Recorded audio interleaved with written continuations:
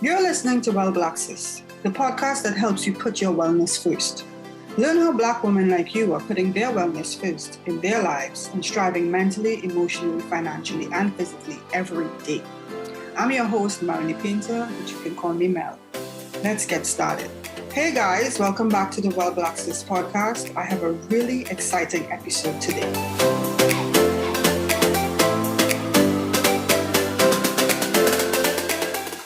All right, Laura, welcome to the Well Black Sis podcast. It's really great to have you. And here we are. So welcome. Thank you for having me. I'm glad that it finally worked out. It sure did.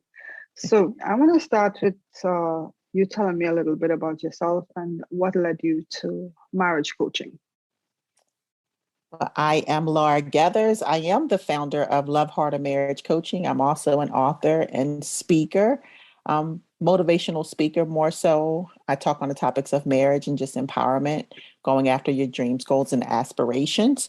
Here at Love Harder, I equip couples with the tools they need, emphasis on they need, so their relationships can succeed. I believe that each relationship is different, and though you can apply some of the same tools, how you apply them matter. I also enjoy all things marriage. I really do. Not all things wedding, not to be confused with wedding, but all things marriage. I think that it's beautiful that we get to leave such a legacy of love and hope and family for future generations. Why did I start marriage coaching? Mm-hmm. Well, I sort of fell into marriage coaching. Okay. Didn't go to school for coaching or counseling or any of that. I had some friends who were married and they were going through some difficult times and they did not want to go to counseling. And so they presented their issues to me like I had a counseling background. Nevertheless, being the problem solver that I strive to be, I came up with this marriage obstacle course. And what you had to do was go through these 3 obstacles that worked on teamwork, communication, and trust. And if you couldn't make it through the obstacle course, then you had to admit that you had a problem in that area, which led to more conversation. And some people got counseling eventually. And then some people just started working together to get over those hurdles. And I would like to say about 85% of those couples about 85% of those couples who initially attended that first workshop or that first event are still together. So it worked. Wow. So I think we could call that divine intervention somehow. That Yes, you were actually led into this. I love it. Why are you so convinced that marriages are worth fighting for? Sorry. Let's also talk about what I mean when I say your marriage is worth fighting for. I believe, because I think that this foundational thing has to be there. I believe that each couple has a mission. I like to call it a marital mission that they are called together to accomplish. And I believe, like with anything that you are working with someone with, there are going to be obstacles, there are going to be challenges, there are going to be things that come your way that try and break you apart. And I don't think marriage is any different.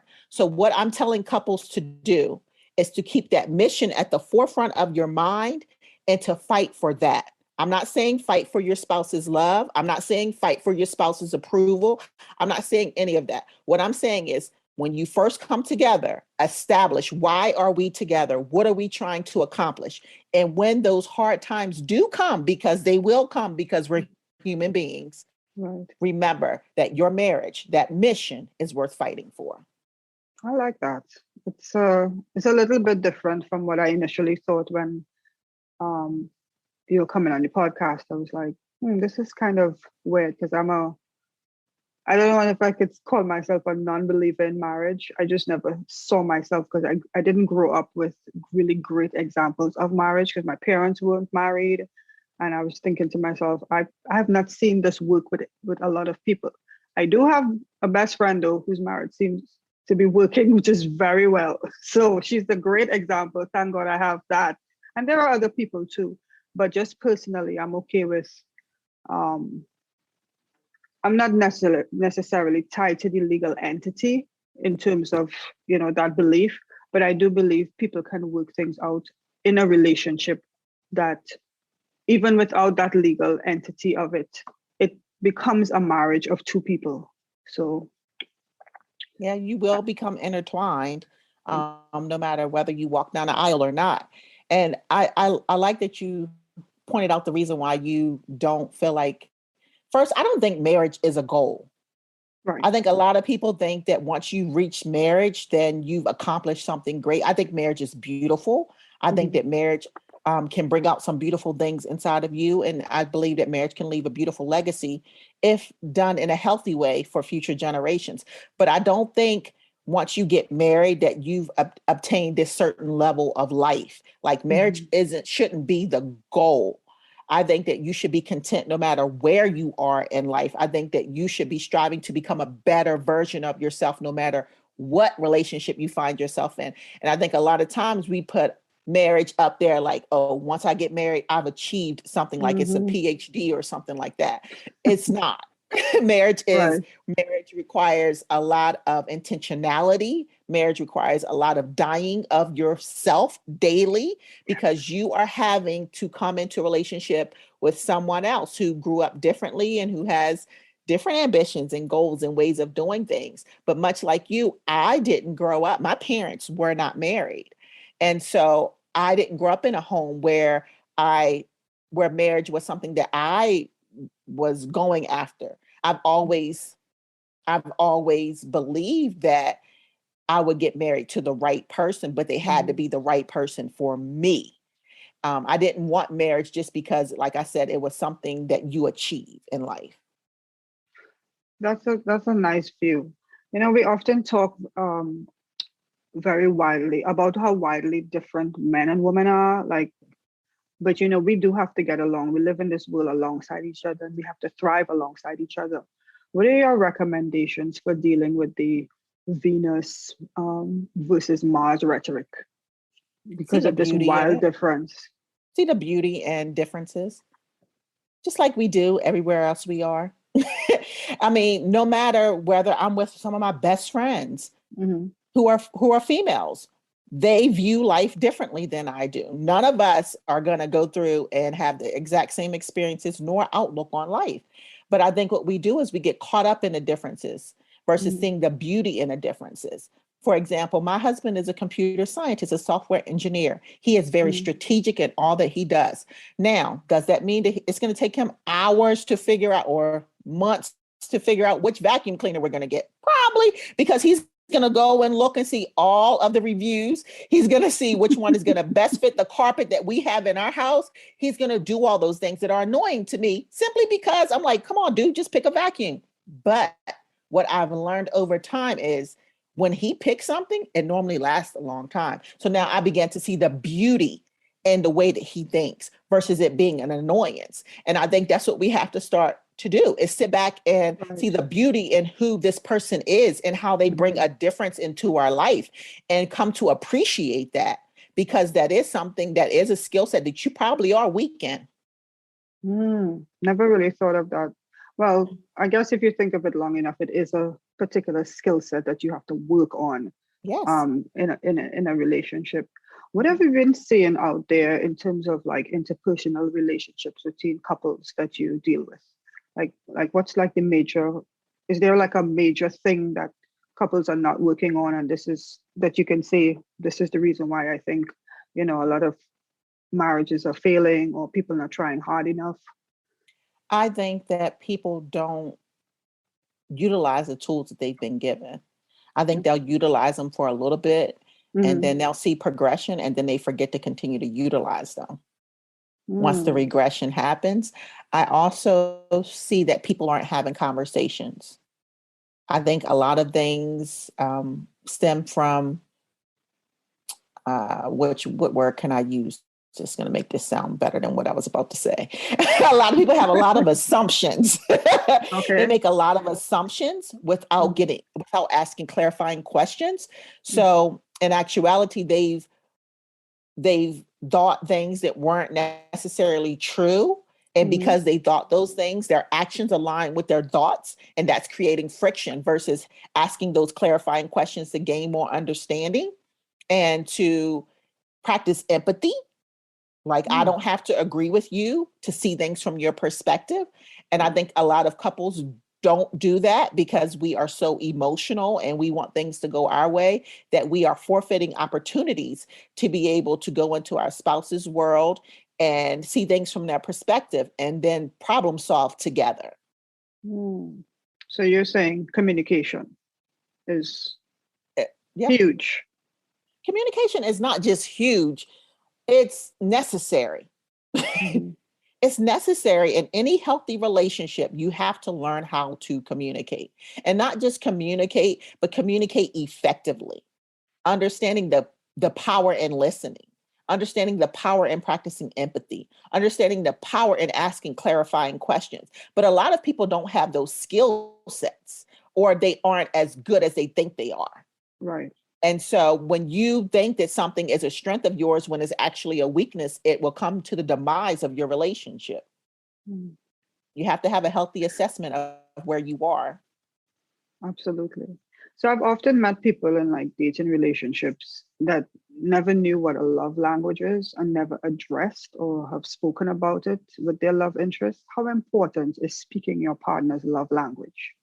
Love languages are ruining marriages. Oh, tell us I more. feel like people are idolizing their love language. That's what I Okay. feel. I feel like if you aren't loving me according to this love language that I just found out 5 minutes ago, then you don't love me. Oh, And so that person can be doing everything that they know how to do to show love, and you're overlooking it because it's not your love language. You're overlooking them being patient and kind, and you overlooking them showing forgiveness and doing the little things that they do every single day to try and make your life better because they're missing your love language. Sometimes you haven't even communicated what that love language is. You expect them to figure it out on their own. But then once you do communicate it, you expect them to be able to practice it immediately. And that's just not real. Love languages are meant for you to understand how you receive love. right. And if you are so consumed with your love language, then guess what? If you're pouring into yourself the way that you receive love, then that expectation for your partner to do it will not be there. Anything that they add to it will be a bonus because you're already full. Oh, And now am I saying that your spouse or your partner should never learn about your love language? Absolutely, but give them grace to grow in that. That could be very new to them. It could be very uncomfortable for them. And they may fail at it for a very long time, but it doesn't mean that they're not working towards it. And what I hear the most that frustrates me, which I should have said the most, is when they were like, well, they're not loving me according to my love language. Well, your love language, sweetheart, isn't the most important thing. I'm not saying that it's not important, but it's not the most important thing. Are you able to look and see how this person is intentionally trying to show affection, trying to show love, trying to make your life better? And if you can't see that because you're so fixated on your love language, then I feel sorry for you. Now, I think it's beautiful when couples are able to share their love language and they're able to both grow into showing love that way. Because, I mean, who doesn't want to be loved in that way that they receive love? But your love language changes it does. in seasons of life. It It changes. does. And so when you have to communicate those changes, and sometimes you might not even recognize that it changed until, oh, wait a minute, I no longer feel what I once felt when they did that, right? Yeah. And I'm glad. so I think love language can be beautiful, but I think we need to make sure we're not idolizing them. I'm glad you brought that up because just personally in my own life and my own walk, I I felt like I started out needing one thing, but then I suddenly realized that I don't need that anymore. I just need this other thing. So, and you waft through these five love languages like just dependent, and I think a lot of what you're saying is that life is a moving target and you have to move with it. I always remember what is his name? What's his name with the bald head from Texas? TD Jakes? TD Jakes. He has a book. He had a book about men, and he talked about being able to move, like if you're riding a motorcycle and being able to move with your partner. And I always thought it was a great analogy for people in relationships, whether you're in a marriage or you're dating or whatever. You have to be able, when those curves come, you have to be able to bend to the side and take those corners with the person that you're riding with. And I really think, a lot of what I'm hearing from you is that, like, there's communication, but there's also, you have to be paying attention, being asking the right questions. You have to keep it's always a moving target. Yes.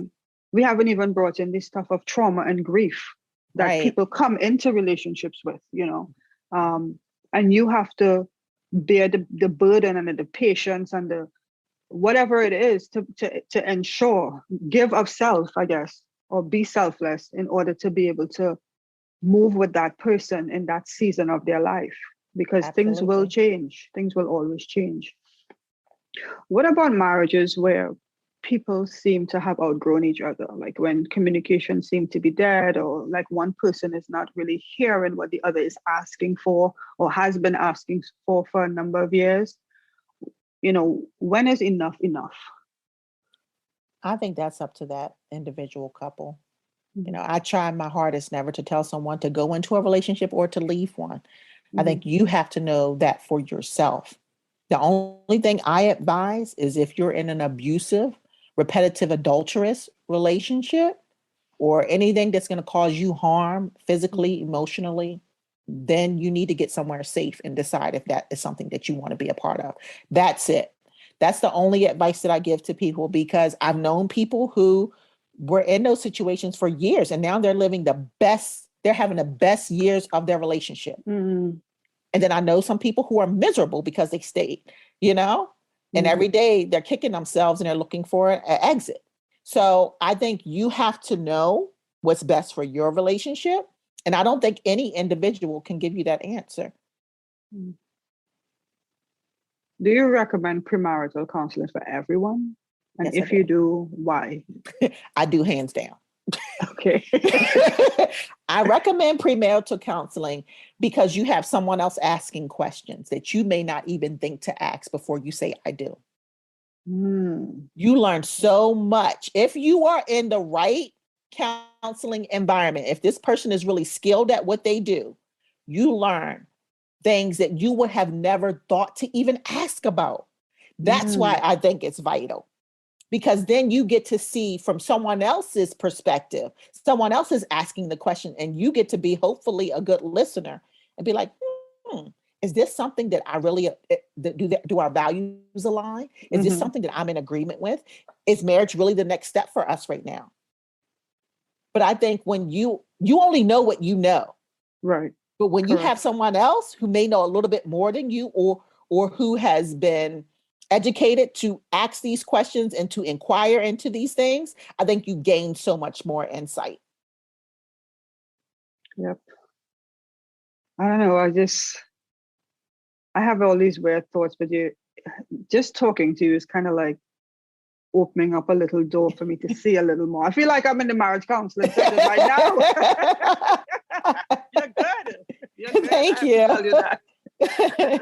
So I noticed from your social media that you box. Do Yes. you also use boxing as a technique with your couples, and how does that work? So I think It it's is super my interesting. favorite, hands down, my favorite thing to do with couples is I take them through 5 rounds of conflict resolution. Each round has a different boxing technique that we learn. And so Wow. what it does is it engages the couples, especially the husbands, and it allows you to remember when you're throwing a jab, you're saying, my spouse is my teammate, not my opponent. It gives you something to connect Wow. with. And How did you so come up with that? I can't say that it was me. That was divine intervention. When I wrote my Wow. first devotional, uh, I used a lot of boxing techniques. And long story short, I had got to the point where I was about to publish it, and I gave it over to my husband. And I was like, hey, I want you to look through it before I go to the next level. He told me to start over, crush my heart. Now, this is after I had 20 some reviews, and everybody's telling me it's great to move Right. forward. Right. And I give it to my husband, and he says, start over. And yeah, That's that part where people are different. Right. But because I trust him with my Mm. life, I knew that he wouldn't tell me to do something he didn't know that he didn't believe I was capable of doing. So I started over. So the workshop came from all of the content that I pulled out of that devotional. Oh, wow. That, let me tell you, I saw that and I was like, does she really do this? This must be Yes, so engaging for couples. Because it I really think is. like talk therapy might be a little boring. Because nobody, like sometimes, and it depends on the couple too. Some couples might waft through it, but some couples might be thinking, this is so boring. But when you actually give them something and something that they can enjoy, they can also learn from it, exercise with it. It's Yes. an excuse to exercise too. Like, it's brilliant. Like, I love Thank it. you. Thank you. I It want a is one of my session. most requested. It's one of my most requested, and you don't have to be married to attend my workshops. You just have to be seriously dating, engaged, or married. Mhm. But I do have one that I'm coming up with that is for singles, and it's called So You Want to Step into the Ring. And so it's for those who desire to step into healthy relationships. And Mhm. so I take you through, once again, some concepts, some techniques to help you understand the importance of having the right team around you so that when you're stepping into a relationship, you're stepping into it in a healthy way and not an unhealthy way. So, Have you yeah, done a as you TED can tell, talk I'm a yet? bit of a tomboy. That's No. okay, because I'm right in there with you. I'm right in there with you. So I love sports and playing sports. And so I love that I get to be who I am and what I do. I just love the fact that you're able to marry these two seemingly opposing things. There's coaching, but coaching in a different way with a physical activity that is Yes. involved. I think it's so brilliant. Have you done a TED talk yet? No, I haven't. Okay, we gotta work on that. We gotta get you out there. Because this is Thank you. this is the stuff that TED Talks are made from, you know what I mean? This I love it. Thank I you. love it. Oh my gosh. Thank you. Have you encountered any personal experiences where you couldn't practice what you preached to clients in your own relationship? So fortunately for me, Mhm. I didn't start doing this until later on in our marriage, where we were on a healthy path. And I think that that is vital because before I had unrealistic and uncommunicated expectations, borderline manipulative because I wanted things to go my way when I wanted them to Mhm. go. And then I'm mad if they don't go my way. Right. And so if I had started coaching in that season, I could see where I would be a big hypocrite, just being Mm. honest. But I do my best to, for one, not focus on my relationship Mhm. unless it is really something that I have went through. If I can lend you a real life experience about how I had to grow and develop, then I will. But if Right. not, I stick to the tips and the tools that I think could help you get through that Mhm. season. I do not believe in just saying things if I don't believe that they could actually work or if I haven't practiced them to see how they could possibly work. Because Mhm. once I said, like I said, everyone's relationship is different. I could give you a hammer and I'll take a hammer. You might use that hammer to nail something down. I might use that hammer to pull something up, but we both still have the hammer. Mhm. And so, what I really try and emphasize is the importance of learning how to deal with conflict in a healthy way, learning how to communicate in a healthy way, understanding the mission that you and your partner are called to accomplish, and then helping you navigate through that and reach the goals that you have set for your relationship. Because what I never want to do is to make it seem like because I did it, you can do it. Because Right. that's not true. You're not married to who I am, who I'm Right. married to. You don't have the same personality nor temperament that I have. My husband said something to me a while back. He was like, if you and I weren't good people, like at the core where we didn't try and hurt one another, our marriage could have been really ugly at the beginning. And he's Mhm. right. The Mhm. fact that we're not those vindictive, mean type Mhm. of people saved our marriage. Mhm. But everyone's not like that. Right. A lot of what I see and hear about in relationships has a lot to do with ego because a lot of people Yes. really can't pull ego back. Um, Mhm. and they can't allow themselves to be vulnerable. And I think that's very, very important when you're in any relationship. Even, regular interpersonal relationships like friendships and stuff like that. You have to Yes. pull ego back, because once ego get in there, pretty much you're gonna. Tell us a little bit more where anybody can find you. If there are people who are listening right now and need some counseling, where can they find you and get some of this good stuff that you have pouring out? Because we got to Thank get you. everybody onto this. So I do marriage coaching, which is different than counseling. Counseling/therapy is there to help you deal with those traumas and those triggers. I am here as a coach to help you take your relationship from one level to the next, to help you accomplish the goals that you have set for your relationship. If you're dealing with adultery, if you're dealing with abuse, I heavily recommend that you find a licensed therapist, because they will have the skill sets to help you navigate through that season in a healthy way, in a safe way for you. But if you're saying, hey, I need to up my communication or conflict resolution game, I'm your girl. You can find me on social media, on Instagram at Love Hearted Marriage Coaching, Facebook, Love Hearted Marriage Coaching, and my website is lauragethers.com.